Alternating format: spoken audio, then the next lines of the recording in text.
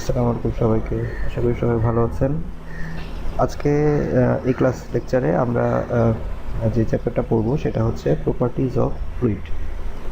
তো এটা হচ্ছে আর কে বানসাল, যে রাইটারটা, তার বইয়ের প্রথম চ্যাপ্টার। তো এখানে আমরা ফ্লুইডের বেসিক কিছু টার্মিনোলজি যেগুলো খুব ফ্রিকুয়েন্টলি ইউজ হয় সেগুলোর ব্যাপারে কিছু জানার চেষ্টা করব। তো প্রথমত ফ্লুইড, আমরা ফ্লুইড মেকানিক্স কোর্সটাতে আছি বা পড়ছি। তো এখানে প্রথম কোয়েশ্চেনটা আসা উচিত যে ফ্লুইড কি, হোয়াট ইজ ফ্লুইড।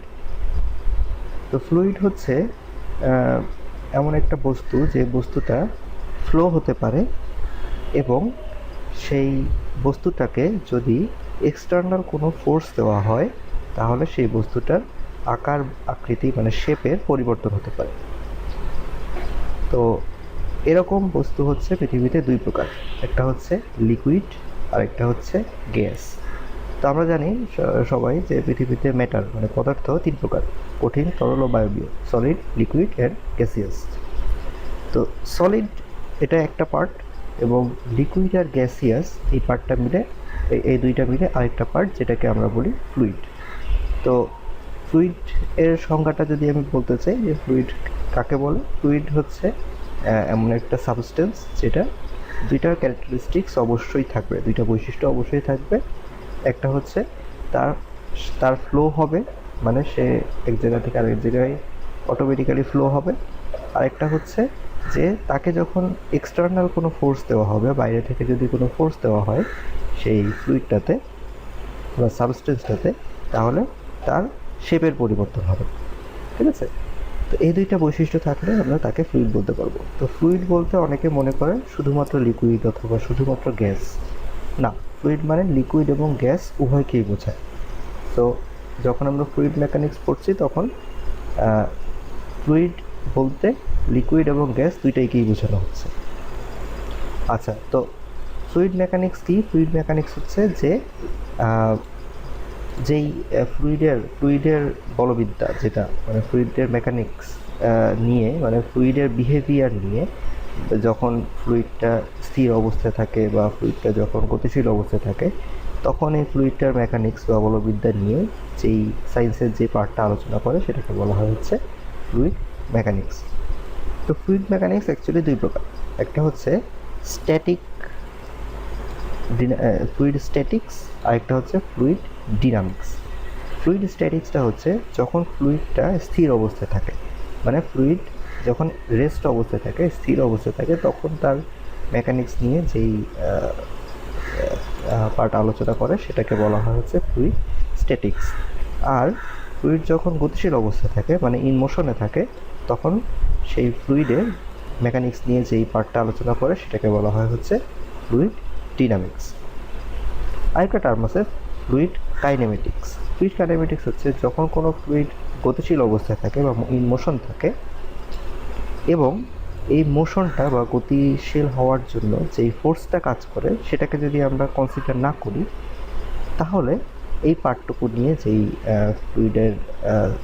ফ্লুইড আলোচনা করে সেটাকে বলা হয় হচ্ছে ফ্লুইড কাইনেমেটিক্স। ঠিক আছে? মানে ফ্লুইড কাইনেমেটিক্স হচ্ছে ফ্লুইডের মোশন নিয়ে আলোচনা হবে, কিন্তু সেই মোশন দেওয়ার জন্য যে ফোর্সটা কাজ করছিল সেই ফোর্সটা যখন আমরা কনসিডার করব না তখন এই সিস্টেমটা নিয়ে যেখানে আলোচনা হয় সেটাকে বলা হয় ফ্লুইড কাইনেমেটিক্স। আচ্ছা, এরপর আসি হচ্ছে কিছু বেসিক টার্মে, যেটাকে যেমন ডেনসিটি। ডেনসিটিকে আমরা সবাই জানি, ডেনসিটি হচ্ছে মাস এবং ভলিউমের ratio. Rho is equal to m/v, এটা আমরা সবাই জানি। আর তো ডেনসিটিকে অনেক সময় মাস ডেনসিটি বলা হয়, বইয়ের অনেক অনেক অনেক জায়গায় আপনারা দেখবেন এটাকে মাস ডেনসিটি বলছে, একই কথা। আচ্ছা, তো এরপরে আসে হচ্ছে স্পেসিফিক ওয়েট। স্পেসিফিক ওয়েট হচ্ছে কোনো একটা ফ্লুইডের ওয়েট এবং সেই ফ্লুইডের ভলিউম, এই দুইটাকে যদি ভাগ করা হয় তাহলে আমরা যেটা পাই সেটাকে বলা হয় স্পেসিফিক ওয়েট। আচ্ছা, তো ওয়েট মানে ডাব্লু ইজ ইকুয়াল টু আমরা জানি mg, mass into gravitational acceleration. এখানে মাস ইন্টু গ্র্যাভিটেশনাল অ্যাক্সেলারেশন। আবার মাস এবং ভলিউমের রেশিও, এটাকে বলা হয় হচ্ছে ডেনসিটি, তাই না? তো মাস ভলিউমের রেশিওকে বলা হয় ডেনসিটি, আর অ্যাক্সেলারেশন ডিউ টু গ্র্যাভিটি এটাকে তো জি দিয়ে প্রকাশ করা হয়। তাহলে আমরা specific weight is equal to পাচ্ছি রো জি। এই বইতে স্পেসিফিক গ্র্যাভিটিকে ডাব্লু বাই দিয়ে প্রকাশ করা হয়েছে, কিছু কিছু বইতে গামা দিয়ে প্রকাশ করা হয়েছে, বাট স্পেসিফিক গ্র্যাভিটি না, স্পেসিফিক ওয়েট। তো স্পেসিফিক ওয়েট বলতে অরিজিনালি এটাকে যেটা দিয়ে প্রকাশ করা হোক না কেন সেটা ওয়েট এবং ভলিউম এই দুইটার রেশিও বোঝানো হয়। আচ্ছা, এরপর আসি হচ্ছে স্পেসিফিক ভলিউম। তো স্পেসিফিক ভলিউমটা সোজা ভাষায় ডেনসিটির রেসিপ্রোকাল, মানে 1/ডেনসিটি।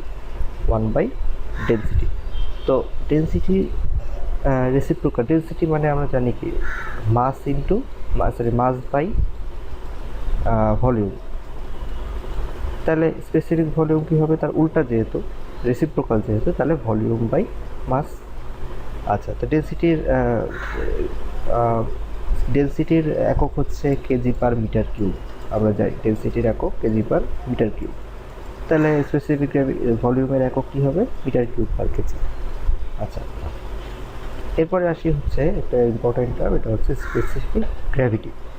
স্পেসিফিক গ্র্যাভিটি হচ্ছে লিকুইড এবং গ্যাসের জন্য, মানে আলটিমেট টার্মটা একই, লিকুইড এবং গ্যাসের জন্য একটু আলাদা।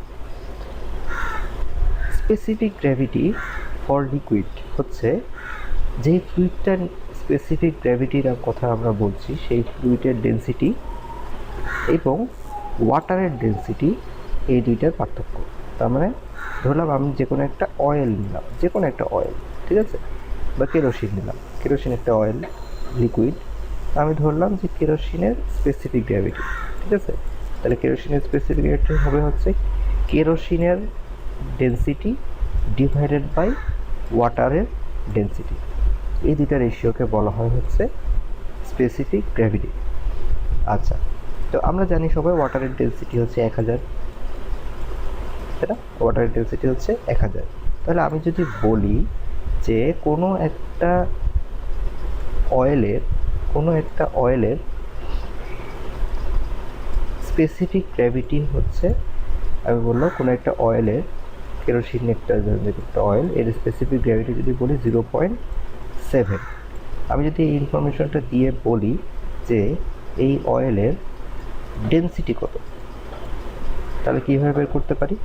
তাহলে দেখেন আমার এসকে দেওয়া আছে, মানে স্পেসিফিক গ্র্যাভিটি দেওয়া আছে, আমার ডেনসিটি লাগবে। তাহলে আমরা জানি ওয়াটারের ডেনসিটি হচ্ছে 1000, তাহলে এই সংখ্যাটাকে এসকে ইন্টু রো ডাব্লু মানে হচ্ছে ওয়াটারের ডেনসিটি, যেটা হচ্ছে 1000, তাহলে 0.7 ইন্টু 1000। তো যখনই কোনো লিকুইডের ক্ষেত্রে ডেনসিটি বোঝানো হবে, তখন এটা মাথায় রাখবেন যে স্পেসিফিক গ্র্যাভিটি যদি প্রোভাইড করা থাকে, তার সাথে 1000 গুণ দিয়ে দিলে, মানে ওয়াটারের ডেনসিটি গুণ দিয়ে দিলে, আমরা সেই লিকুইডের ডেনসিটিটা পেয়ে যেতে পারি। সো অঙ্ক করার সময় এই জিনিসটা অবশ্যই থাকে। বেশিরভাগ অঙ্কেই স্পেসিফিক গ্র্যাভিটিটা বলে দেয়, সেখান থেকে ডেনসিটি বের করে অঙ্কটাগুলো করতে হয়। আচ্ছা, তো এখানে কিছু আছে, এগুলো যারা প্র্যাকটিস করতে পারেন। এরপরে আসি হচ্ছে একটা ইম্পর্টেন্ট টপিক, সেটা হচ্ছে ভিসকোসিটি। আচ্ছা, ভিসকোসিটিকে বোঝানোর জন্য আমি আগে একটু আরেকটা টার্ম যেটা আমাদের পরিচিত সেটাতে বোঝাই, সেটা হচ্ছে ফ্রিকশন। তো ফ্রিকশন কি? ফ্রিকশন হচ্ছে, আমরা জানি যে যখন দুইটা বস্তু একে অপরের উপর দিয়ে চলতে থাকে, বা একটা বস্তু স্থির আছে আর একটা বস্তু তার উপর দিয়ে গতিশীল অবস্থায় আছে, এরকম অবস্থায় তাদের যেই সংযোগস্থল, সেখানে যেই একটা বাধাদানকারী বল আসে, যে বস্তুটা গতিশীল থাকে তার গতিতে যে বাধাদানকারী বলটা দেওয়া হয় বা কাজ করে, সেটাকে বলা হয় ফ্রিকশন। তাই না? Friction is a resisting force. Car resisting force? যে গতিশীল আছে তার উপরে প্রযুক্ত হচ্ছে, তার উপরে এটা অ্যাপ্লাই হচ্ছে। ভিসকোসিটিটাও সেম, তবে ভিসকোসিটিটা হচ্ছে যখন ফ্লুইডের ক্ষেত্রে আসে তখন ভিসকোসিটি বলা হয়, আর যখন লিকুইডের ক্ষেত্রে, যখন সলিডের ক্ষেত্রে আসে তখন ফ্রিকশন বলা হয়। তো সব এখানেও ব্যাপারটা সেম, যে আমি ধরলাম দুই ধরনের হচ্ছে লিকুইড, যেমন দুই ধরনের লিকুইড যেমন বা ফ্লুইড, ধরলাম একটা হচ্ছে ওয়াটার আর একটা হচ্ছে ধরলাম উপর দিয়ে অয়েল, যে কোনো একটা অয়েল যাচ্ছে, অয়েল এদিকে মুভ করতেছে, ওয়াটারটা স্থির অবস্থায় আছে। তো এই যে তাদের সংযোগস্থল, তাদের ইন্টারফেস, যেহেতু অয়েলটা মুভ করতেছে এখানে একটা, এই অয়েলটা মুভ করতেছে যেহেতু এখানে একটা বাধাদানকারী বল কাজ করবে, যে প্রপার্টি বাধাদান বল কাজ করবে। এই যে প্রপার্টিটা ফ্লুইডের, সেই প্রপার্টিটাকে বলা হয় হচ্ছে ভিসকোসিটি। এর বলা আছে viscosity is a property of fluid which offers resistance to the movement of one layer of fluid. Resistance, এটা একটা রেজিস্ট্যান্স যেটা হচ্ছে একটা লেয়ারের ফ্লুইড এবং আরেকটা অ্যানাদার অ্যাডজেসেন্ট লেয়ার অফ ফ্লুইডের মুভমেন্টে বাধা দেয়। আচ্ছা, তো ভিসকোসিটি এটাকে মিউ দিয়ে প্রকাশ করা হয়, গ্রিক মানে কি ল্যাটিন ওয়ার্ড দিয়ে প্রকাশ করা হয়। আচ্ছা, তো এখান থেকে আমি একটু এই যে মিউ, এটা আসে হচ্ছে, এই একটা সূত্র আছে সেটা থেকে। এটা কোত্থেকে আসে এটা বলছি। এটা আসে হচ্ছে নিউটনস ল অফ ভিসকোসিটি, একটা ইয়ে আছে সেটা থেকে।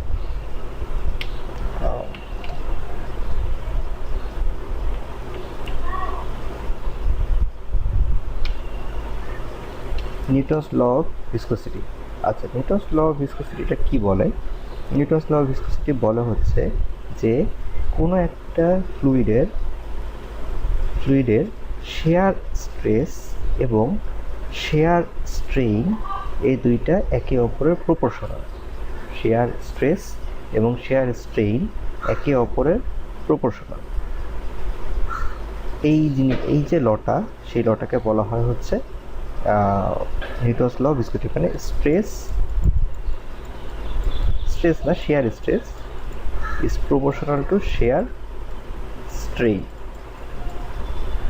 আচ্ছা, তো শেয়ার স্ট্রেসকে প্রকাশ করা হয় টাউ দিয়ে, আর শেয়ার স্ট্রেইনকে প্রকাশ করা হচ্ছে ডিইউ বাই ডিওয়াই দিয়ে। মানে শেয়ার স্ট্রেইন মানে হচ্ছে ডিস্টেন্সের সাথে ভেলোসিটির পরিবর্তন। আচ্ছা, তো ডিস্টেন্সের সাথে ভেলোসিটির পরিবর্তনকে বলা হয় হচ্ছে শেয়ার স্ট্রেইন। আচ্ছা, এবার আসি, তাহলে এটা হচ্ছে আমাদের Newton's law of viscosity. Shear stress is proportional to shear strain. এখানে ডিইউ হচ্ছে ভেলোসিটির পরিবর্তন, ইউ মানে হচ্ছে ভেলোসিটি, ডিইউ মানে ডিফারেন্সিয়াল ইউ মানে হচ্ছে ভেলোসিটির পরিবর্তন, আর ডিওয়াই মানে হচ্ছে ডিস্টেন্সের পরিবর্তন। আচ্ছা, তো এই প্রপোর্শনাল সাইন যদি উঠাই দিই তাহলে আমাদের একটা কনস্ট্যান্ট আসে, যেটাকে বলা হয় হচ্ছে কনস্ট্যান্ট অফ প্রপোর্শনালিটি। এবং এটার যে নামটা সেটা আমি একটু আগেই বললাম, এটাকে বলা হয় হচ্ছে ভিসকোসিটি। এটাকে বলা হচ্ছে, মিউকে বলা হচ্ছে ভিসকোসিটি। এর আরেকটা নাম আছে, এটাকে বলা হয় কোএফিসিয়েন্ট অফ ডায়নামিক ভিসকোসিটি। আচ্ছা, তো তাহলে এটা কি হলো? নিউটনস ল অফ ভিসকোসিটি থেকে আমরা কি পাচ্ছি? ভিসকোসিটির টার্মটা পাচ্ছি। আচ্ছা, ভিসকোসিটির এককটা এক এক ইউনিটে এক এক রকম, মানে এক এক ধরনের সিস্টেমে এক এক রকম। যেমন এসআই সিস্টেমে হচ্ছে এর এককটা হচ্ছে newton second per metre square. CGS ইউনিটে হচ্ছে dyne second per metre centimetre square. আর এমকেএস ইউনিটে হচ্ছে এটা। সো ইম্পর্টেন্ট হচ্ছে এটা, কারণ এসআই ইউনিটের অঙ্ক বেশি আসে। তো এটার জন্য আমরা এসআই ইউনিটটাই মুখস্থ রাখবো, এটাও মাথায় রাখবো যদি প্রয়োজন পড়ে কোনো সময়। আচ্ছা, এরপরে আসি হচ্ছে পয়েজ, একটা টার্ম আছে পয়েজ।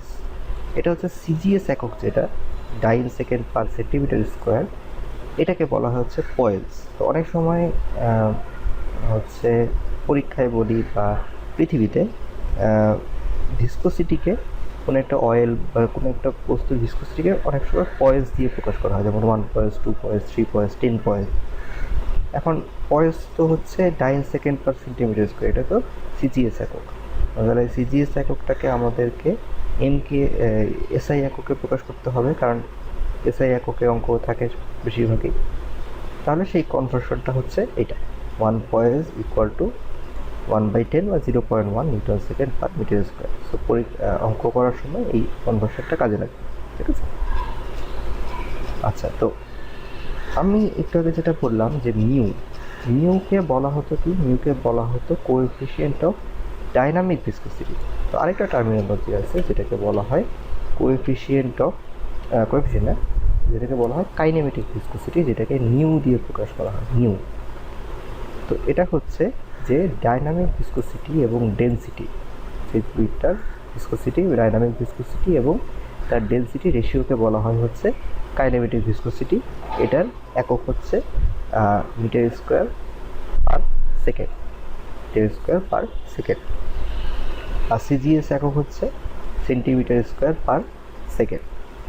তো এই যে সিজিএস এককে এটাকে বলা হয় স্টোক, মানে 1 centimetre square per second equal to 1 stroke.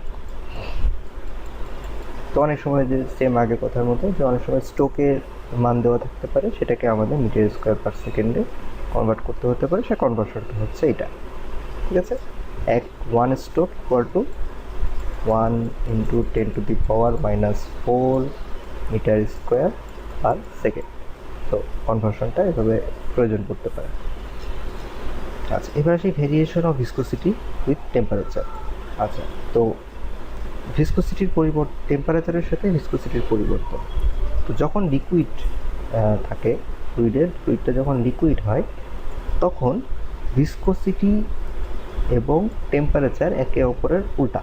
মানে আমি যদি একটা লিখি যে এটা হচ্ছে ভিসকোসিটি, এটা হচ্ছে টেম্পারেচার, এটা যদি টেবিল বানাই, তাহলে যখন লিকুইড থাকে, লিকুইডের জন্য আমি যদি টেম্পারেচার বাড়াই তাহলে ভিসকোসিটি কমবে, বা উল্টা টেম্পারেচার যদি কমাই ভিসকোসিটি বাড়বে। আর গ্যাসের ক্ষেত্রে জিনিসটা হচ্ছে সমান, একই দিকের।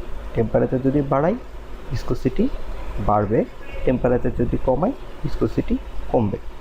তাহলে লিকুইডের ক্ষেত্রে কি হচ্ছে, টেম্পারেচারের সাথে ভিসকোসিটির সম্পর্ক, যে আমি যদি কোনো একটা লিকুইড তার টেম্পারেচার বাড়াই তাহলে তার ভিসকোসিটি কমতে থাকে, আর যদি টেম্পারেচার কমাই ভিসকোসিটি বাড়তে থাকে।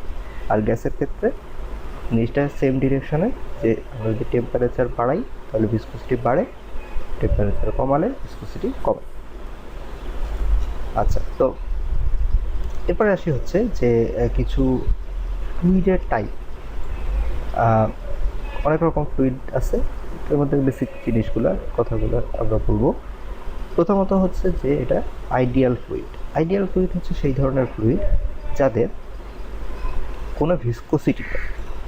আইডিয়াল ফ্লুইড হচ্ছে সেই ধরনের ফ্লুইড যাদের কোনো ভিসকোসিটি নাই।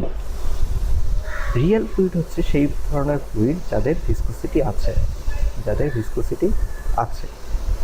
তো পৃথিবীতে আইডিয়াল ফ্লুইড বলে আসলে কিছু নাই। পৃথিবীতে যত ফ্লুইড আছে সবারই কিছু না কিছু ভিসকোসিটি অবশ্যই থাকে। তো পৃথিবীর সব ফ্লুইডই রিয়েল ফ্লুইড, আইডিয়াল ফ্লুইডের কোনো উদাহরণ নাই। আচ্ছা, তো এরপরে আসে হচ্ছে নিউটোনিয়ান ফ্লুইড। নিউটোনিয়ান ফ্লুইড হচ্ছে সেই ধরনের ফ্লুইড যারা নিউটনস ল অফ ভিসকোসিটি মেনে চলে। তাদেরকে বলা হয় নিউটোনিয়ান ফ্লুইড, আর যারা মেনে চলে না তাদেরকে বলা হয় নন নিউটোনিয়ান ফ্লুইড। তো তাহলে নিউটোনিয়ান ফ্লুইড, নন নিউটোনিয়ান ফ্লুইডের কি নিউটনস ল অফ ভিসকোসিটির সাথে এদের সম্পর্ক। আচ্ছা, এরপরে আসি হচ্ছে একটা অঙ্ক করি। এখনো পর্যন্ত যতগুলো জিনিস জানলাম এগুলোর উপরে।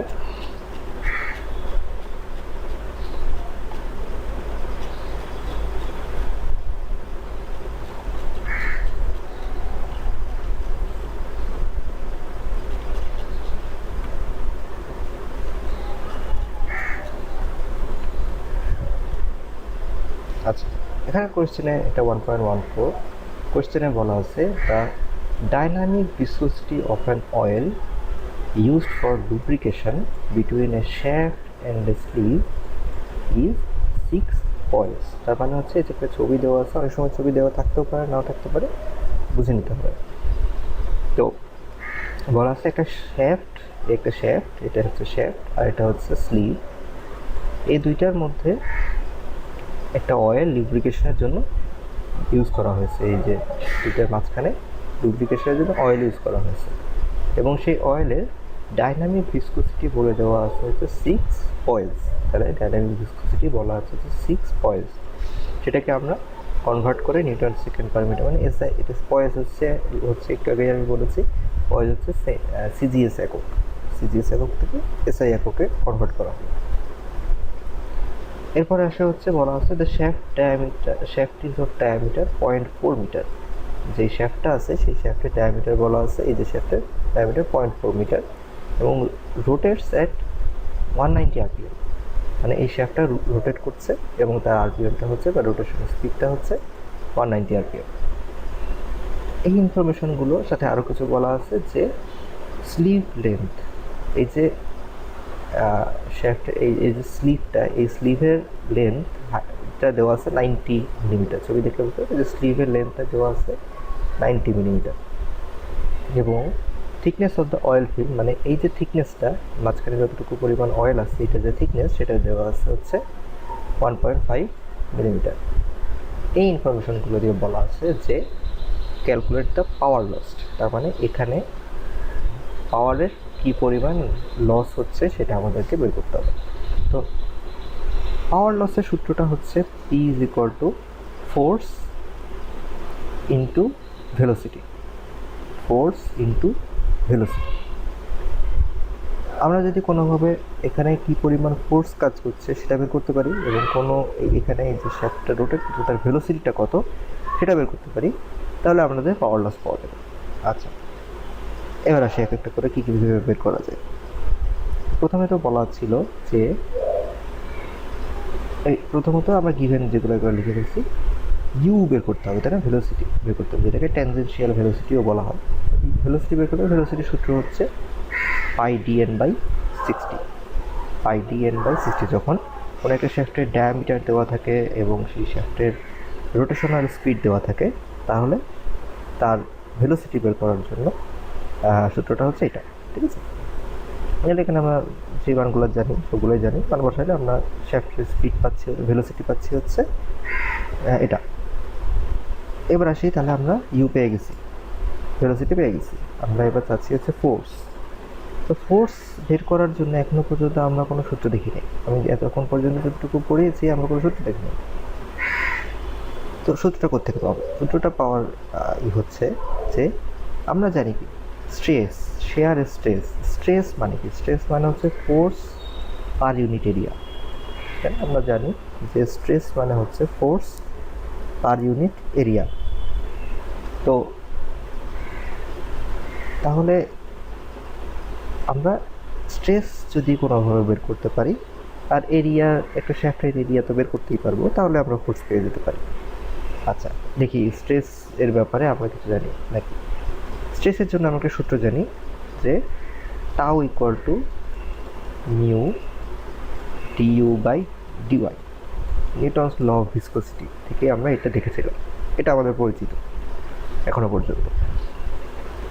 আমরা ইউ পেয়ে গেছি, তাই না, শ্যাফটের ভেলোসিটি পেয়েছি, শ্যাফটের ভেলোসিটি হচ্ছে ইউ, স্লিভের কোনো ভেলোসিটি নাই, স্লিভের ভেলোসিটি হচ্ছে 0, তাহলে ডিইউ কত হবে, ডিইউ কত হবে, ইউ মাইনাস 0,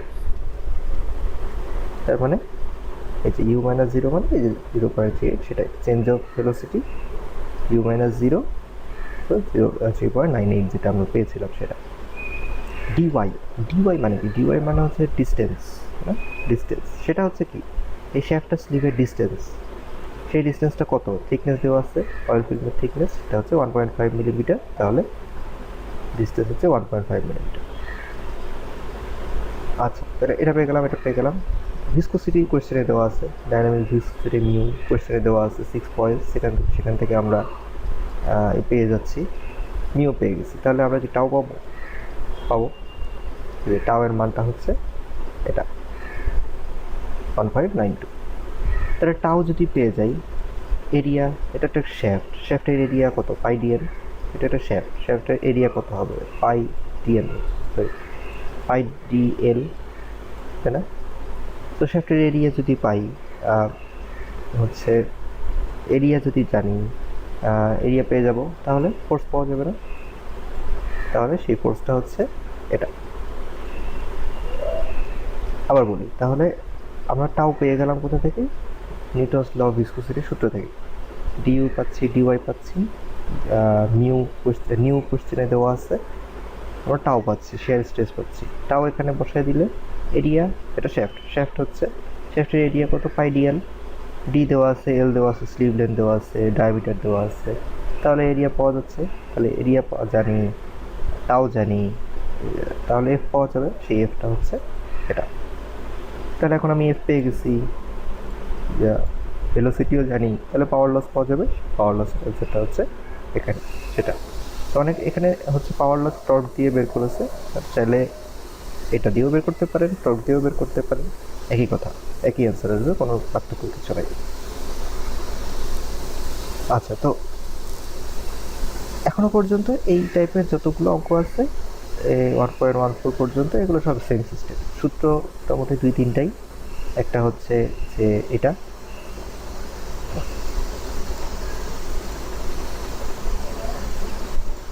একটা হচ্ছে এই সূত্রটা, একটা হচ্ছে এই সূত্র, এই সূত্র, একটা হচ্ছে u equal to pi d n by 60।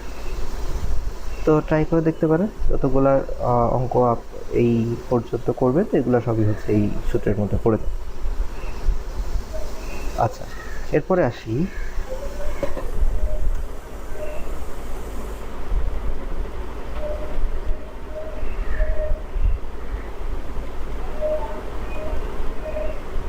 Surface tension and capillarity. Surface tension আর ক্যাপিলারিটি জিনিসটা দুইটা বৈশিষ্ট্য, একটা দুইটা ফেনোমেনা। সারফেস টেনশন জিনিসটা কি? সারফেস টেনশন জিনিসটা হচ্ছে যে এটা একটা টেনসাইল ফোর্স। প্রথমেই বলে নেই, একটা force. Surface tension is a force, যেটা যখন কোনো একটা ফ্লুইড যখন হচ্ছে গ্যাসের সংস্পর্শে থাকে, ধরেন একটা পানির একটা ফোঁটা, একটা পানির ফোঁটার বাইরে, একটা পানির ফোঁটার ভেতরে কি থাকে? পানির ফোঁটার ভেতরে থাকে হচ্ছে পানি, ওয়াটার, আর বাইরে থাকে এয়ার, তাই না? তো যখন এরকম একটা সিচুয়েশন থাকে যে কোনো একটা লিকুইড কোনো একটা গ্যাসের সংস্পর্শে থাকে, এয়ার তো গ্যাস, তাই না? এয়ার তো গ্যাস। লিকুইড যখন গ্যাসের সংস্পর্শে থাকে, তখন তাদের যে কন্ট্যাক্ট সারফেসটা থাকে, তার মানে তাদের যে লেয়ারটা থাকে, সেই লেয়ারে একটা টেনসাইল ফোর্স কাজ করে। সেই টেনসাইল ফোর্সটাকে বলা হয় হচ্ছে সারফেস টেনশন। আবার বলি, জিনিসটা হচ্ছে যে যখন একটা পানির বুদবুদের কথাটা হিসাব করে, পানির বুদবুদের ভেতরে থাকে ওয়াটার, বাইরে থাকে হচ্ছে এয়ার। এরকম সিচুয়েশনে পানির যে আউটার লেয়ার, পানির যে ফোটার যে আউটার লেয়ার, সেটাকে বলা হয়, যদি কন্ট্যাক্ট সারফেস, সেটাকে বলা হয় কন্ট্যাক্ট সারফেস, এয়ার এবং ওয়াটারের কন্ট্যাক্ট সারফেস। এই সারফেসে একটা টেনসাইল ফোর্স কাজ করে, এই টেনসাইল ফোর্সটাকে বলা হয় হচ্ছে সারফেস টেনশন। আচ্ছা, তো সারফেস টেনশন তিন ধরনের সিস্টেমের জন্য তিন ধরনের তিনটা সারফেস টেনশনের সূত্র আছে। লিকুইড ড্রপলেট যখন থাকে, তখন সারফেস টেনশনের সূত্রটা হচ্ছে এটা। সারফেস টেনশনকে প্রকাশ করা হয় হচ্ছে সিগমা দিয়ে, সিগমা, এটাকে গ্রিক লেটার সিগমা দিয়ে প্রকাশ করা হয়। এটার এককটা হচ্ছে নিউটন পার মিটার।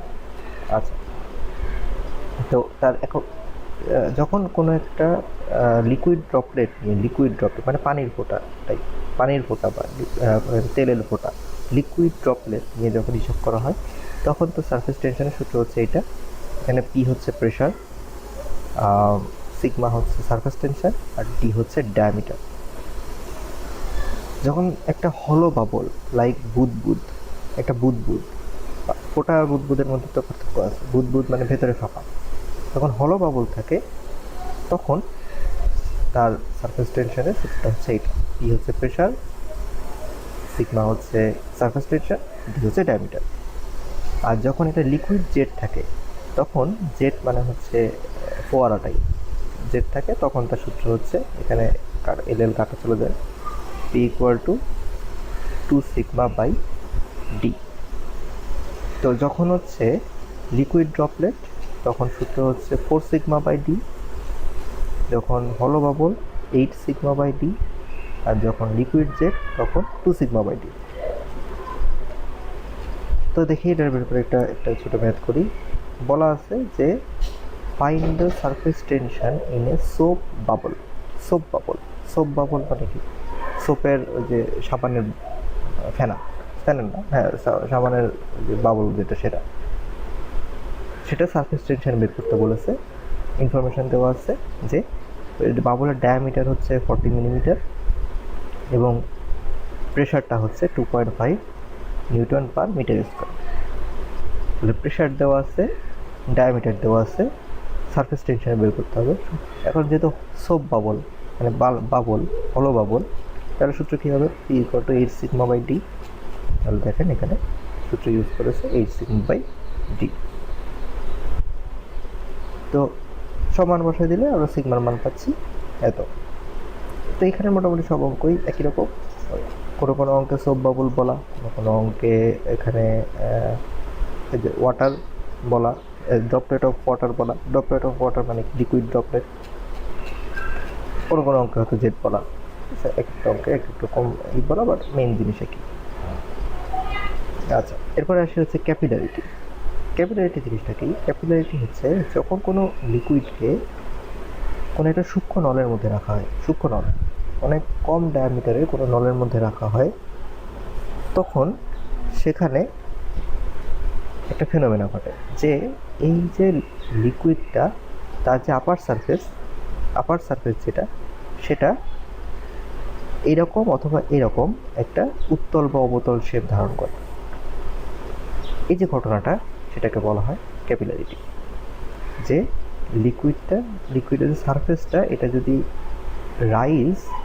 রাইজ অথবা যদি ফল করে, তাহলে এই যে ঘটনাটা সেটাকে বলা হয় হচ্ছে, বা ফেনোমেনাটা এটাকে বলা হয় হচ্ছে ক্যাপিলারিটি। আচ্ছা, তো ক্যাপিলারিটি হচ্ছে সূত্রটা হচ্ছে এটা। ক্যাপিলারিটি সূত্র হচ্ছে এটা। ক্যাপিলারি রাইজ যখন হয় তখন তার রাইজ মানে ক্যাপিলারি রাইজ মানে হচ্ছে এটা হচ্ছে রাইজ, আর যখন এরকম শেপ নেয় তখন সেটাকে বলা হয় হচ্ছে ফল।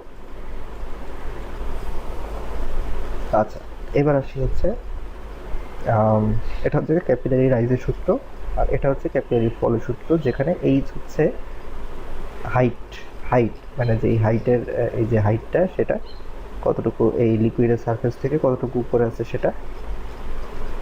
সিগমা হচ্ছে সারফেস টেনশন, রো হচ্ছে ডেনসিটি, জি হচ্ছে গ্র্যাভিটেশনাল অ্যাক্সেলারেশন, ডি হচ্ছে পাইপের ডায়ামিটার, আর থিটা হচ্ছে যে অ্যাঙ্গেল, এই যে অ্যাঙ্গেলটা করে থাকে বা অ্যাঙ্গেল অফ কন্ট্যাক্ট বলা হয় সেটাকে, এটা হচ্ছে থিটা। তো একটা অঙ্ক করি এই রিলেটেড, যে ক্যাপিলারি বলা আছে calculate the capillary rise of a glass tube of এত মিলিমিটার ডায়ামিটারের একটা গ্লাস টিউবে ক্যাপিলারি রাইজ কত হবে সেটা আমাদের বের করতে বলেছে। এবং তার জন্য বলা আছে যে ওয়েন ইমার্সড মানে এটার মধ্যে যখন ওয়াটার আছে এবং পানি আছে, তার অঙ্কের দুইটা পার্ট। যখন ওয়াটার থাকবে তখন ক্যাপিলারি রাইজ কত হবে, আর যখন মার্কারি থাকবে তখন ক্যাপিলারি রাইজ কত হবে, এই দুইটা আমাদেরকে বের করতে হবে। আর বলা আছে যে সারফেস টেনশন ফর ওয়াটারের জন্য সারফেস টেনশন বলা আছে এত, এবং যে মার্কারির জন্য সারফেস টেনশনটা বলা আছে হচ্ছে এত। মার্কারির জন্য স্পেসিফিক গ্র্যাভিটি বলে দেওয়া আছে 13.6 এবং অ্যাঙ্গেল অফ কন্ট্যাক্ট বলা আছে 130 ডিগ্রি। তাহলে ডায়ামিটার ডি বলা আছে, পাইপের ডায়ামিটার বলা বা টিউবের ডায়ামিটার বলা আছে, ওয়াটারের সারফেস টেনশন বলা আছে, মার্কারির সারফেস টেনশন বলা আছে, সারফেস টেনশনকে সিগমা দিয়ে প্রকাশ করা হয়, আরেকবার মনে করা দিচ্ছি। স্পেসিফিক গ্র্যাভিটি অফ মার্কারি দেওয়া আছে 13.6। দেখেন আমাদের এই সূত্রে লাগবে হচ্ছে এই সূত্রে দেখেন আমাদের ডেনসিটি লাগবে, ডেনসিটি আছে। তো ডেনসিটি সারফেস টেনশন এই মার্কারির স্পেসিফিক গ্র্যাভিটি দেওয়া, ডেনসিটির ব্যাপারে কিন্তু কিছু বলা নাই। একদম শুরুতেই আমি বলেছিলাম স্পেসিফিক গ্র্যাভিটি দেওয়া থাকলে ডেনসিটি কীভাবে বের করতে হয়। স্পেসিফিক গ্র্যাভিটি এখানে বলা আছে 13.6, এর সাথে যদি আমি 1000 গুণ দিই তাহলে আমরা যেটা পাবো সেটা হচ্ছে মার্কারির ডেনসিটি কেজি পার মিটার। আচ্ছা, তো তাহলে দেখি আমাদের সূত্র কি ছিল। সূত্র হচ্ছে H = 4 sigma cos theta divided by rho G T. ওয়াটারের জন্য থিটা হচ্ছে 0 ডিগ্রি। ওয়াটারের জন্য এটা সবসময় ইউনিভার্সাল রুল, ওয়াটারের জন্য থিটা হচ্ছে 0 ডিগ্রি। তাহলে cos থিটা cos 0 ডিগ্রি মানে হচ্ছে 1, cos 0 ডিগ্রি মানে হচ্ছে 1। তাহলে সেখানে সূত্রটা এখানে cos 0 ডিগ্রি হলো চলে যায়, cos 0 ডিগ্রি 1। সিগমার মান আমরা জানি, ওয়াটারের জন্য সিগমার মান দেওয়া আছে, এটা সিগমার মান দেওয়া আছে। রো ওয়াটারের ডেনসিটি আমরা জানি 1000। পাইপের ডায়ামিটার বলা আছে কোশ্চেনে 2.5 মিলিমিটার, সব জানি। মান বসালে আমরা হাইট কত সেটা আমরা পাচ্ছি। তাহলে ওয়াটারের জন্য আমাদের ক্যাপিলারি রাইজ কত হচ্ছে 1.18 সেন্টিমিটার। এবার আসি মার্কারির জন্য। দেখেন এখানে কোশ্চেনে বলা আছে angle of contact, the specific gravity for mercury is এত and angle of contact is এত। অ্যাঙ্গেল অফ কন্ট্যাক্ট মানে হচ্ছে থিটার মান দেওয়া আছে হচ্ছে 130 ডিগ্রি। থিটার মান দেওয়া আছে হচ্ছে 130 ডিগ্রি।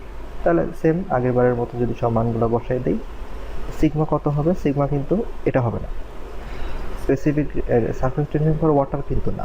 যখন আমরা মার্কারি হিসাব করছি, মানে আমাদের পাইপের মধ্যে যখন মার্কারি আছে তখন তো আমাদের surface tension of water use হবে না, তখন surface tension of mercury use হবে। সো মার্কারির এটা হচ্ছে 0.52, সেটা আমরা এখানে বসাবো। cos 130, মার্কারি ডেন্সিটি কত? 1000 না, মার্কারি ডেন্সিটি কিন্তু 1000 না, মার্কারি ডেন্সিটি হচ্ছে এই যে 13.6, specific gravity into 1000, 13600। Question answer. G এর মান 9.81 কমন আমরা জানি, ডি এর মান তো আর চেঞ্জ হচ্ছে না, পাইপের ডায়ামিটার চেঞ্জ হচ্ছে না। এটার মানটা আসে দেখেন -0.004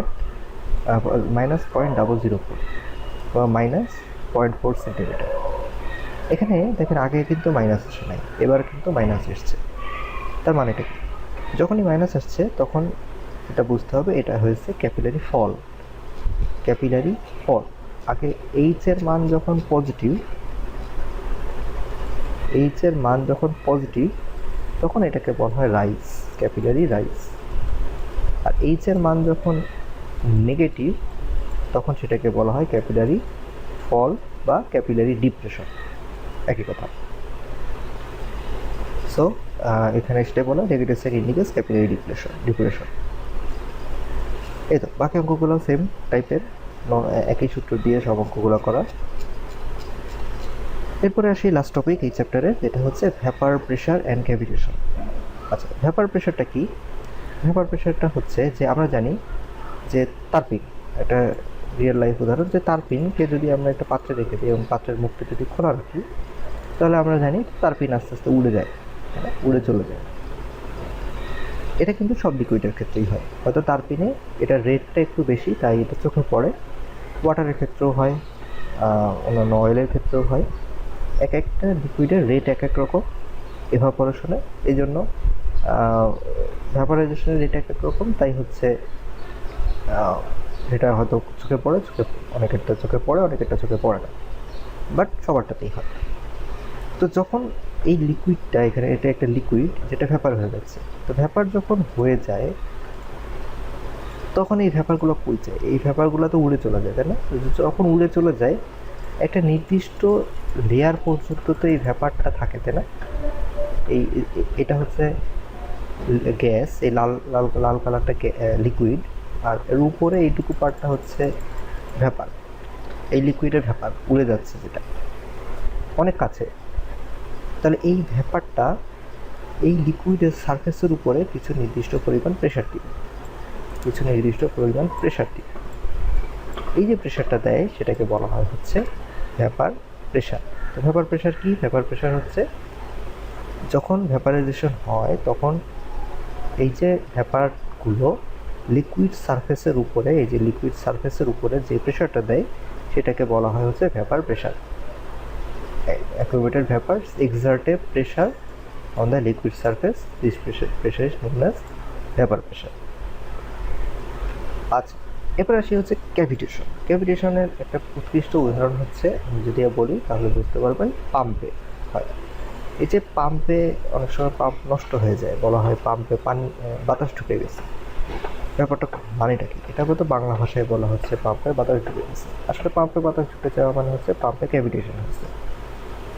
এটা মানেটা কি? যে কোনো কারণে পাম্পের মধ্যে কী হয়, পাম্পের মধ্যে প্রেশার তৈরি হয়, প্রেশার কাজ করে। এখন পাম্পে যে ফ্লুইডটা আছে সেই ফ্লুইডের প্রেশারটা যদি ভ্যাপার প্রেশারের থেকে কম হয়ে যায়, পাম্পের মধ্যে যে পানিটা আছে বা ওয়াটারটা আছে সেটার প্রেশার যদি সামহাও ওই পানির ভ্যাপার প্রেশারের থেকে কম হয়ে যায়, তাহলে সেখানে ভ্যাপারাইজেশন স্টার্ট হয়। মানে হচ্ছে ওই পানিটা বয়েল হওয়া শুরু হয়, মানে ফুটা শুরু হয়ে যায়। পানি যখন পানির কোনো একটা জায়গায় প্রেশার, যখন পানির প্রেশার বা যে কোনো একটা লিকুইডের প্রেশার যখন সেই লিকুইডের ভ্যাপার প্রেশারের থেকে কম হয়ে যায়, তখন সেই লিকুইডটা বয়েলিং শুরু হয়, মানে ফোটা শুরু হয়। এখন ফোটা শুরু হওয়া মানে কি? বয়েলিং হওয়া মানে কি? বাতাস হওয়া, মানে এটা পানি বয়েল হয়ে যাচ্ছে। এই কারণে কি সেখানে বুদবুদ ক্রিয়েট হচ্ছে। অ্যাকচুয়ালি ব্যাপারটা এটা, এই যে বাবলগুলো যেটা ক্রিয়েট হচ্ছে, সেই বাবলগুলা কারণে হচ্ছে ওই যে আমরা বলি বাতাস ঢুকে গেছে। আসলে বাতাস মানে হচ্ছে বাবল, মানে বাবলের ভেতরে কি থাকে? বাতাসই তো থাকে, মানে বুদবুদের ভেতরে তো বাতাসই থাকে। ওই যে বাতাস ঢুকে গেছে বলছি মানে হচ্ছে একই কথা, বাবল ক্রিয়েট হচ্ছে। তো এই যে ঘটনাটা সেটাকে বলা হয় হচ্ছে ক্যাভিটেশন। তো তাহলে কি ভ্যাপার প্রেশারের থেকে যখন প্রেশার কমে যাবে তখন হবে কি? তখন হবে হচ্ছে বয়েলিং শুরু হবে, এবং এই যে ঘটনাটা সেটাকে বলা হয় হচ্ছে ক্যাভিটেশন।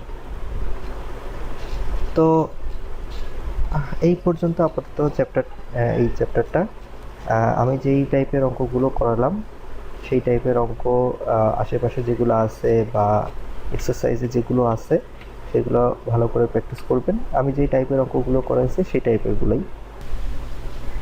কারো যদি কোনো জায়গায় কোনো কিছু বুঝতে প্রবলেম হয় আমাকে জানাবেন। সবাইকে আসসালামু আলাইকুম।